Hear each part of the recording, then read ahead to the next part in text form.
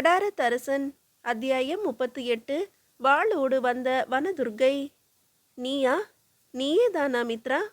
இறுக பிடித்த கச்சையும் அழகிய இடையையும் கால்களையும் தழுவி சுருங்கிய காழகத்து சாராயும் முடிந்த கூந்தலுக்கு சூடிய மல்லிகை சரம் போல தெரிந்த அம்புராவும் அதில் கொத்து கொத்தாய் தெரிந்த அம்புகளும் சிரித்த இடையில் சற்றும் பொருந்தாமல் தொங்கிய நீண்ட போர்வாளும் தொடுத்த நிலையில் வில் பிடித்த விரல்களும் தீக்கண்களில் தீர்க்கமான பார்வையுமாய் அங்கே நின்றவள் மித்ராதேவிதானா, அல்லது அவளுருவில் அந்த வனதுர்க்கையே வந்துவிட்டாளா என்று குழம்பி போனான் நித்திலன். இல்லையே, துர்க்கை மானுடர்களுடன் பேசுவாளா? இவள் பேசினாள், இவனை பார்த்து பேசினாள். ஆம், நானேதான். என்னை இங்கே எதிர்பார்க்கவில்லை அல்லவா?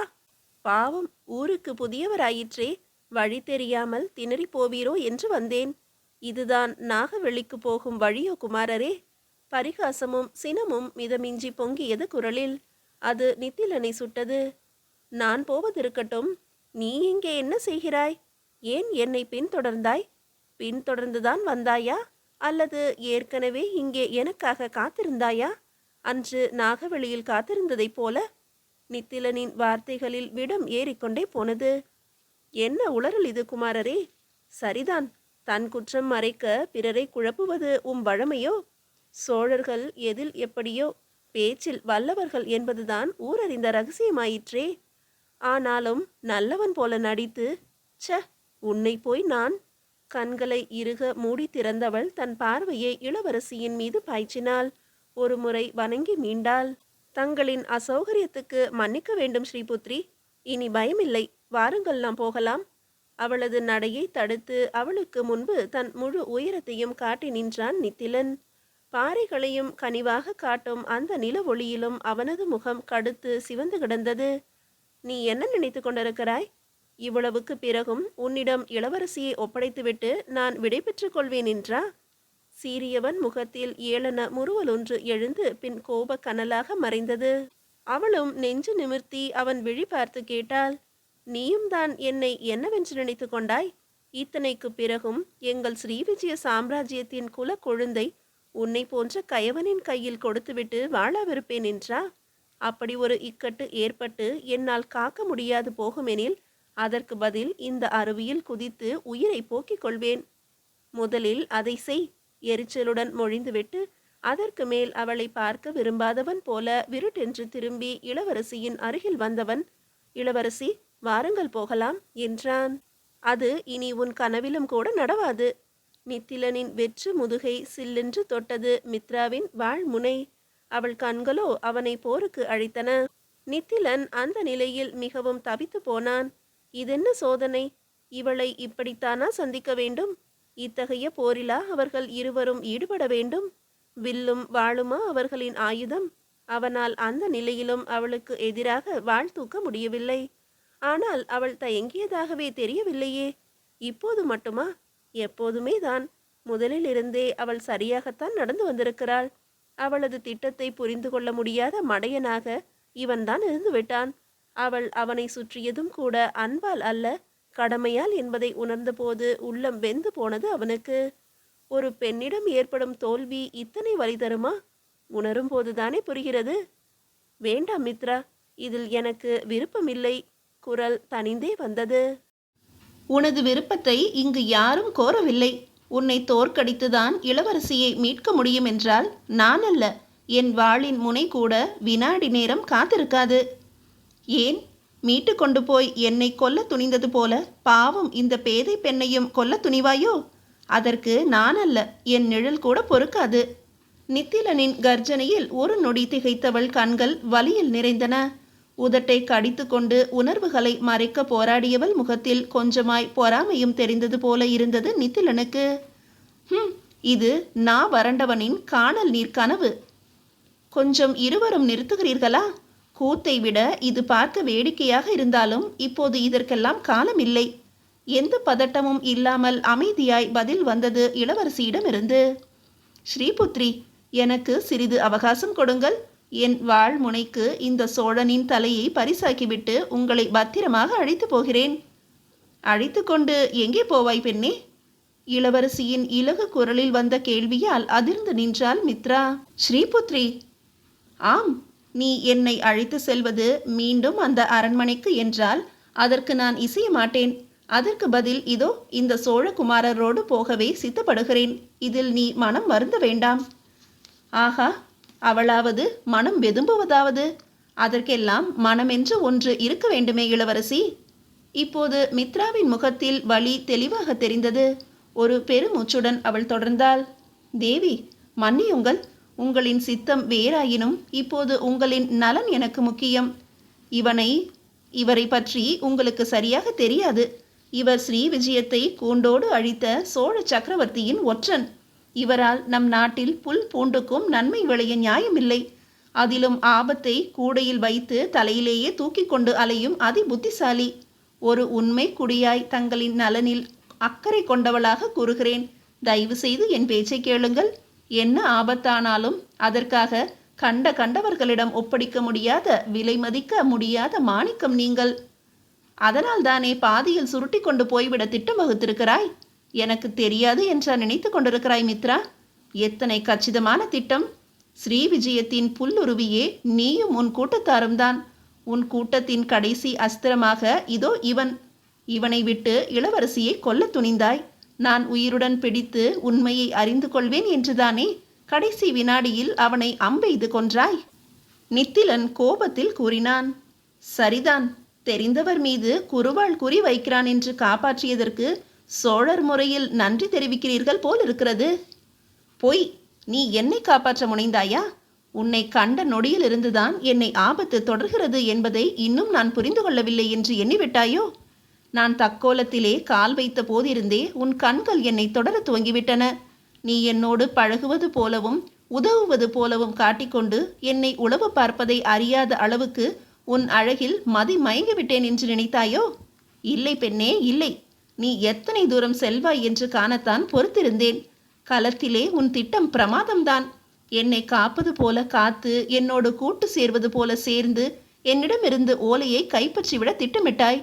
முடியவில்லை என்று ஆனதும் ஆலயத்தில் வைத்து விஷ அம்பு எறிந்தாய். அன்று உன் நல்ல காலம். அபுவின் குருவாள் உன் காலோடு விட்டது. அதன் பிறகும் என்னை நிழல் போல தொடர்ந்தாய். இதையெல்லாம் இல்லை என்று சொல்லாதே மித்ரா. மித்ராவின் கண்கள் சொல்ல ஒன்னா துயரத்தை தாங்கி நின்றன. அதை காட்ட பிரியப்படாமல் அவள் வேறு புறம் திரும்பி கொண்டு சொன்னாள். இல்லை குமாரரே, நான் உங்களை தொடர்ந்தது உண்மை. ஆனால் அதற்கு மேல் பேச முடியாமல் அமைதியாகிவிடவும் நித்திலனே மேலும் தொடர்ந்தான். என்ன, வேறு என்ன கதை சொல்வது என்று சிந்திக்கிறாயா? அதை முன்பே செய்துவிட்டு வந்திருக்க வேண்டும். அல்லது இவ்வளவுக்கு நான் உண்மையை உணர்ந்திருப்பேன் என்று நினையாது போய்விட்டாயோ? இந்த சோழ கிறுக்கனுக்கு என்ன தெரியும் என்று நினைத்தாய், அப்படித்தானே? நான் ஒன்றும் அப்படி சொந்த மண்ணுக்கு துரோகம் செய்ய துணிந்துவிட்டு நல்லவன் போல வேஷம் போட எப்படித்தான் முடிகிறதோ? குமாரரே, போதும். யாரை பார்த்து துரோகி என்கிறீர்கள்?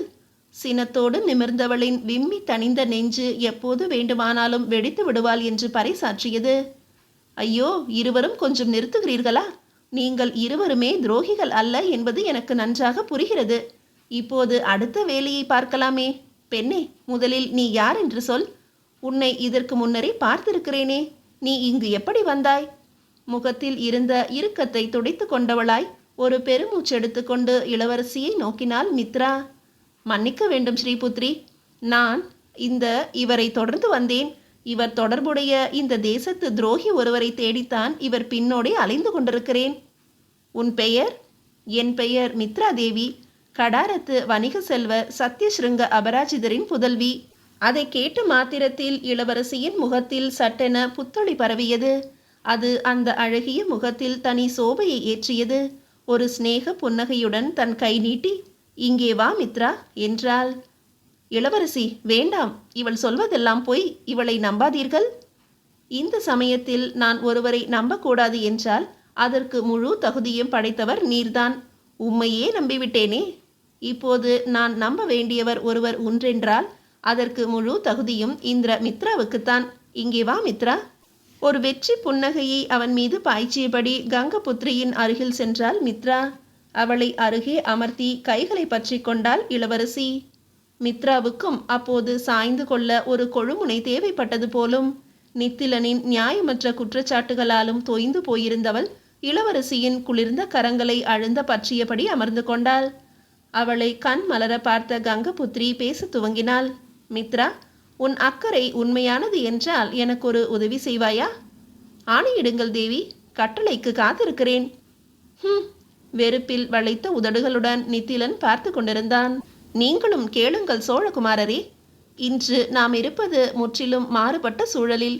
இப்போது உங்கள் இருவரின் பகை மறந்து நீங்கள் இருவருமே எனக்கு உதவ வேண்டும். மித்ரா, கடாரம் என் தேசம். ஆனால் இங்கே என் விசுவாசிகள் மட்டுமே இல்லை. இப்போது கடாரத்தின் எதிரிகள் சோழர்கள் இல்லை. அதைவிட முக்கியமாக எனக்கென்று தனியாகவும் எதிரிகள் முளைத்திருக்கிறார்கள். அதனால் இப்போது இங்கிருப்பது எனக்கு பாதுகாப்பு அல்ல. ஆனால் ஸ்ரீபுத்ரி, பாதுகாப்பற்ற இந்த பயணம், இப்பயணத்தின் முடிவில் கிடைக்கும் நிலைக்காக இதை சந்தித்தே தீர வேண்டும். மித்ரா, கவனியுங்கள். இந்த திட்டம் என்னாலேயே தீட்டப்பட்டது. என் திட சித்தத்தின் அனுமதியோடு செய்யப்பட்டது. அதனால் உண்மையில் உங்கள் இருவரின் எண்ணமும் என் நலன்தான் என்றால் வேறு பேச்சின்றி நாம் செல்லும் காரியத்தை பார்ப்போம். இல்லை, இப்படித்தான் அடித்து கொண்டு கிடக்க வேண்டும் என்று பிரியப்பட்டால் தங்கள் மனம் போல இப்படியே தர்க்கித்து கொண்டிருங்கள். நான் தனியே போய்க்கொள்வேன். தேவி, அப்படியென்றால் நான் சொன்னபடி இருவரும் வருவீர்களா? சரி தேவி. குமாரரே, உமக்கு இவனை யாரென்று தெரிகிறதா? வீழ்ந்து கிடந்தவனை காட்டி இளவரசி கேட்டாள். தெரிந்திருக்க வேண்டியவனா? ஆம், இவன் ஒரு சோழ வீரன். நினைத்தேன். மித்ரா வெறுப்பில் இருந்தாள். ஆனால் இளவரசி, நான் உங்களை ஒரு உண்மை சொல்லட்டுமா குமாரரே? இந்த காரியம் செய்ய உங்களுக்கு பணித்தது யாரோ அவருக்கு இந்த திட்டத்தை வகுத்து கொடுத்ததே நான் தான். என்ன? நித்திலன் திகைத்தான். ஆம், இவன் அம்பு. இதை எய்தவரின் தேடல் இத்தோடு நிற்குமா என்று தெரியவில்லை. இந்த திட்டமே அவர்களுக்கு எப்படி தெரிந்தது என்று இன்னும் எனக்கு விளங்கவில்லை. முன்பே தெரிந்திருக்க நியாயமில்லை. நம்மை தொடர்ந்தே வந்திருக்க வேண்டும். அல்லது சற்று முன்னே சென்று நாம் தப்பிவிடாதபடி பாலத்தை வெட்டிவிட்டு காத்திருக்க வேண்டும். ஆண்டவனே வந்தாலும் உடன் அனுப்பிவிடாதே என்று இளவரசர் கூறியது எதனால் என்று இப்போது தெளிவாய் தெரிந்தது நித்திலனுக்கு. அவர் மேல் மேலும் மதிப்பு கூடியது. இந்த அம்பை எய்தவர் பெயர் பராந்தகரா? நித்திலனின் குரலில் மட்டுப்படுத்தப்பட்ட சினம் இருந்தது. வியப்பால் உயர்ந்த புருவத்துடன் அவனை பார்த்த இளவரசி ஆம் என்பது போல தலையசைத்தாள். மித்ராவோ நிலை தடுமாறி போனாள். பராந்தகர் என்றால் தற்போதைய கடாரத்தரையர் பராந்தகரா? அவரிடமிருந்து தப்புவித்து கொண்டு போக நித்திலனை அமர்த்தியது யார்? அவருக்கும் இளவரசிக்கும் யாது தொடர்பு? குழம்பி போனாள் மித்ரா. அப்படி என்றால் இந்த ஏற்பாட்டை செய்தது, என் வேண்டுகோளின் பெயரில் இந்த உதவியை செய்தது சோழ இளவல் ராஜாதிராஜர். ஆனால் ஏன்? எனக்கும் அந்த குழப்பம் உண்டு இளவரசி. மன்னரின் ஆசைப்படி உங்களை அவருக்கு. நித்திலன் தயங்கவும் புன்னகைத்தாள் இளவரசி. தயக்கம் என்ன குமாரரி? என்னை கடாரத்தரையருக்கு மனம் முடிப்பதால் சோழ நாட்டுக்கு நன்மை இருக்கையில் அதை செய்யாமல் அவரிடமிருந்தே என்னை காத்து இப்படி அர்த்த ராத்திரியில் நாடு கடத்த உங்கள் இளவரசர் ஒப்புக்கொண்டது எப்படி? அதுதானே உங்கள் ஐயம்? மித்ராவும் நித்திலனும் அமைதியாக தலையசைக்க இளவரசியே தொடர்ந்தாள். ஒரு நாள் கடாரத்தரையர் பராந்தக சோழதேவரை ஒரு ஆபத்திலிருந்து மீட்டேன். ஆம், அனைவரும் பேசும் அந்த மத யானை சம்பவம்தான். அன்று சேவர்கட்டில் குடியானவ பெண் வேடத்தில் நானும் இருந்தேன். உண்மையை சொல்வதென்றால் நான் சென்றதும் கூட அந்த கொலைக்காரர்கள் வந்த அதே நோக்கத்துக்காகத்தான். தேவி, ஸ்ரீபுத்ரி இருவரும் ஒரு சேர திகைத்தனர். என்னால் தாழ முடியவில்லை. மூர்க்கமான அந்த படையெடுப்பு முடிவடைந்த தருவாயில் என் தந்தை இருக்கும் இடமும் தெரியவில்லை. தந்தையற்ற நிலையில் நாட்டையும் இழந்து எதிரிகளின் கண்ணிலிருந்து தப்பி இருட்டில் வாழ்வது என்பது கொடுமை. அதை என்னால் ஏற்றுக்கொள்ளவே முடியவில்லை. எனவே இதற்கு நானே முடிவு கட்ட எண்ணினேன். சரியான சந்தர்ப்பம் தேடிக்கொண்டிருந்தேன். அப்படி ஒரு நாள் அந்த சந்தர்ப்பத்தை தானே அளித்தார் உங்கள் பராந்தக மகாராஜா. பெரும் காவலின்றி சேவர்கட்டு மைதானத்துக்கு வந்தார். அங்கேயே அவரை என் கையால் கொல்ல திட்டமிட்டு காத்திருந்தேன். ஆனால் அங்கே நான் இருளில் காத்திருந்த போது இவருக்கு எதிராக வேறு சிலர் சதியில் இறங்கியிருப்பதை கண்டேன். படையெடுப்புக்கு முன்பே ஒருவன் என்னிடம் ஸ்ரீவிஜயத்துக்கு துரோகம், மன்னருக்கு எதிராய் சதி நடக்கிறது என்று எச்சரித்தான்.